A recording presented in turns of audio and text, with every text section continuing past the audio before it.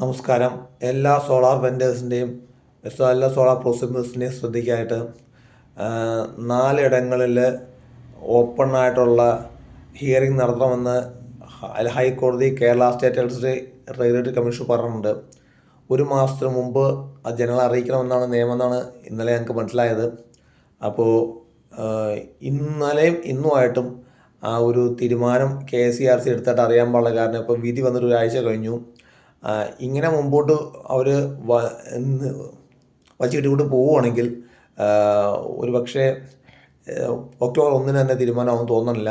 അങ്ങനെ വന്നാൽ വല്ല ഒക്ടോബർ, നവംബർ, ഡിസംബർ എന്ന് പറഞ്ഞാൽ നിങ്ങൾ നീണ്ടുപോയാൽ സ്വാഭാവികമായിട്ടും ഈ വെൻഡേഴ്സ് മൊത്തം പൂട്ടിപ്പോകും. അങ്ങനെ വെൻഡേഴ്സ് പോയി കഴിഞ്ഞാൽ പ്രൊസ്യൂമേഴ്സിന് ഒരു സംശയം വേണ്ട, അവർക്ക് ആഫ്റ്റർ സെയിൽ സർവീസ് മൊത്തം അടങ്ങാറാനുള്ള ചാൻസ് ഉണ്ട്.